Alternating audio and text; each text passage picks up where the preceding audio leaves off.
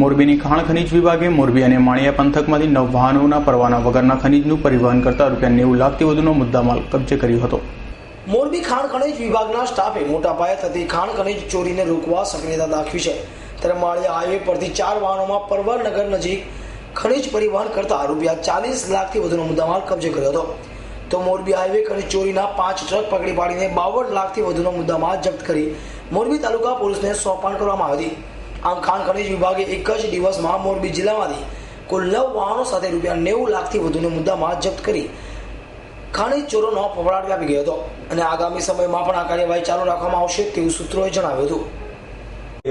Kandla highway પરથી અમે 5 ગાડી સવારે અમીરસ હોટલ પાસેથી પકડવામાં આવેલ છે, જેને આપણે માળિયામી પોલીસ સ્ટેશન રાખવામાં આવેલ છે અને ત્યારબાદ અત્યારે આપણે કાલ રાતે ફરીથી રાઇડિંગ પાર્ટીમાં નીકળતા આપણે ત્યાં 5 ગાડી રેતી ખનીજનું બિનઅધિકૃત વહન કરતા આપણે પકડવામાં આવેલ છે અને માળિયામી પોલીસ સ્ટેશન રાખવામાં આવેલ છે। એનો મુદ્દામાલ 40 લાખનો મુદ્દામાલ આપણે જપ્ત કરવામાં આવેલ છે અને કાલે રાતે 11 વાગ્યાથી બીજી ગાડી પકડવામાં આવેલ છે, 5 ગાડી એ મોરબી પોલીસ સ્ટેશનમાં રાખવામાં આવેલ છે અને એનું પણ મુદ્દામાલ 50 લાખ જેટલો મુદ્દામાલ આપણે જપ્ત કરેલ છે। આપણે કાલ આખા દિવસની અંદરમાં આપણે 9 વાહનોને આપણે જપ્ત કરવામાં આવેલ છે અને આશરે 90 લાખ જેટલો આપણે મુદ્દામાલ જપ્ત કર્યો।